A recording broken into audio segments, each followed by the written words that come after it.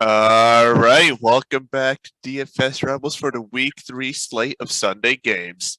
It is your boy Dante, back at it again with my partner in crime, Mr. Rob, as we share our favorite picks of the week so you can add them into your lineups and help you fill up those pockets. So before we begin, it is time to join the rebellion. All right. What's up, Dante? Mr. Rob, how are you feeling this week? Feeling good? Feeling green? All right, that's always good. Weather's starting to cool down a little bit, so it's football season for sure. Weather may be cooling down, but I'm just heating up. I'm ready to win some more money. Oh Let's get yeah, right no, into we're this, all we're right? heating up here on DFS Rebels for sure, for sure. That's awesome. It is. It is. We're doing great. Yo, so let me just start off. We'll talk quarterbacks first. Um, the first two quarterbacks I'm looking at is Matthew Stafford, Patrick Mahomes. I really don't need to say anything about these guys. They're plug and play.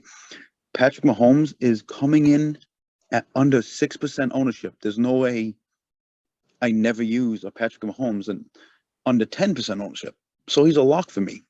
But I do like Matthew Stafford.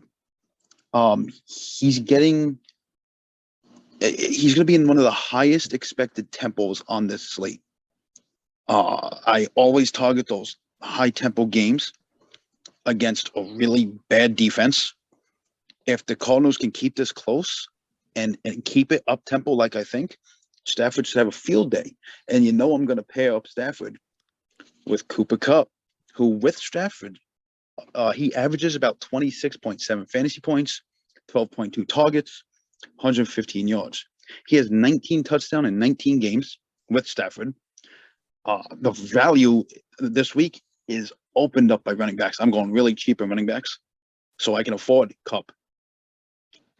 He's gonna be a focal point in my whole majority of my lineups. I'll never do 100% of my lineups for one guy because if he fails, all my lineups go down the drain.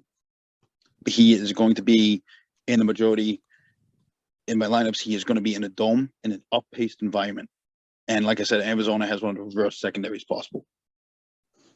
What are you going to do quarterback wise? All right, so I like what you said a lot. In my notes, I didn't have Patrick Mahomes written down, but of course, with that low ownership, he's got to be pretty much an automatic start. I also do like Matthew Stafford as well. Um, he's a little cheaper than the top quarterbacks like Patrick Mahomes, Josh Allen, and he has that favorable matchup against the Cardinals. So he's been looking closer to his true self from last week than he did the first week. So I'm expecting a great game from Stafford, a very fast-paced game from both offenses, but I think it's one of the Rams that come out on top because of Stafford, because of the passing game. I also like Kirk Cousins this week. So he's also costing a little more than Stafford, but still cheaper than the top picks.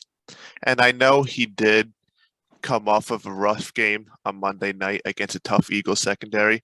But like I said, that Eagles secondary, the Eagles defense has been one of the best of the season so far. And also, that's Monday Night Football, Kirk Cousins. He's never been great in his career.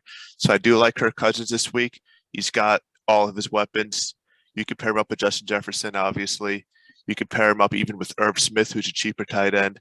So I do like Kirk Cousins and pretty much anybody on that Vikings offense for this particular week against the Lions.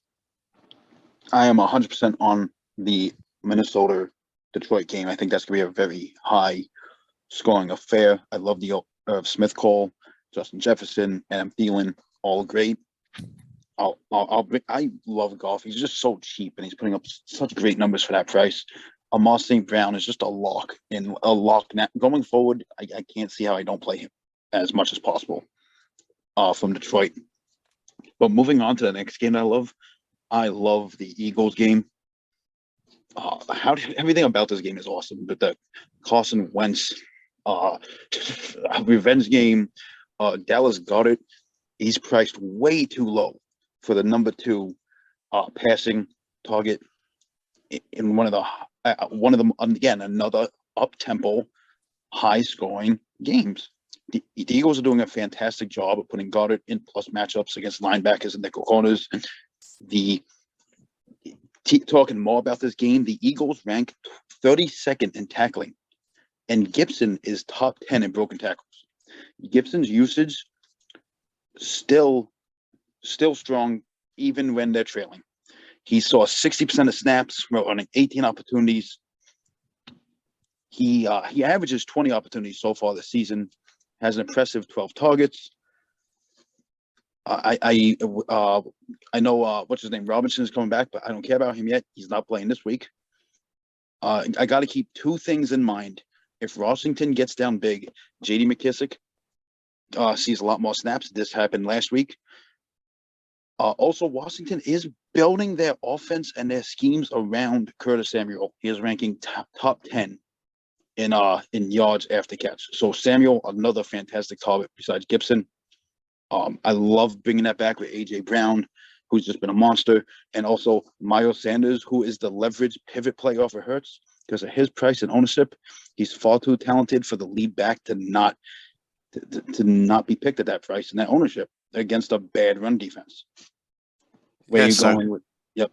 Yeah, so going off of that, I do like Curtis Samuel more and more each week. I know that when he was back in his Carolina days, at least when Ron Rivera was the head coach over in Carolina, Ron Rivera did love him a lot. So it makes a whole lot of sense that they are building that offense around Curtis Samuel. So I would even add him into your lineups this week, but definitely more and more as the season goes along. Definitely look at Curtis Samuel as a great option. We try to save a little money here because he's never going to cost as much as the top guys like Cooper Kupp and Justin Jefferson. So he's always going to be a great, cheaper alternative solution.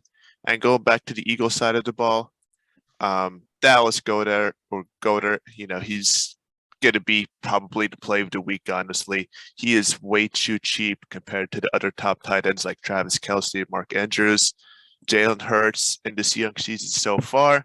He's been looking like an early MVP candidate, probably the third best quarterback after Patrick Mahomes and Josh Allen. So it's hard to not start one of his favorite targets in Dallas Goedert. Yep, love that. Another big guy I'm going after is Drake London, who has proven himself to be a number one receiver. He currently sits at fourth in wide receiver target share. The price is too low. The matchup is cake. Seattle grades 30th in the pass defense. Moving on, I'm going to mention one. I was disappointed with him last week. Josh Jacobs. I'm going back to him again this week, even though he's banged up.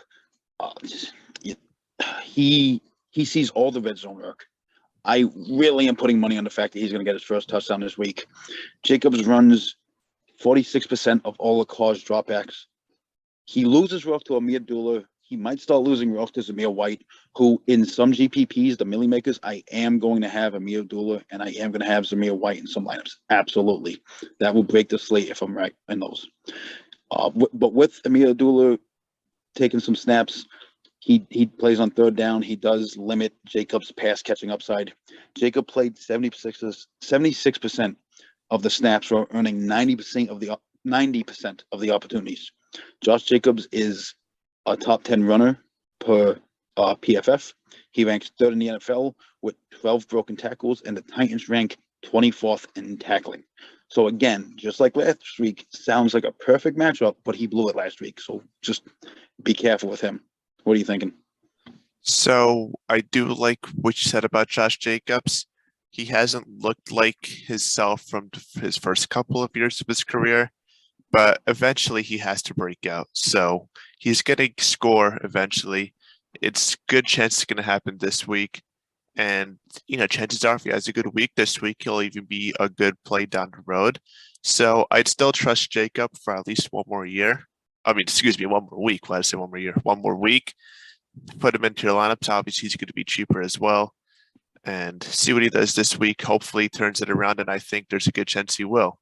So one other player that I'm also keeping my eye on that nobody has been talking about this year, or very few people have been, is Michael Thomas on the Saints.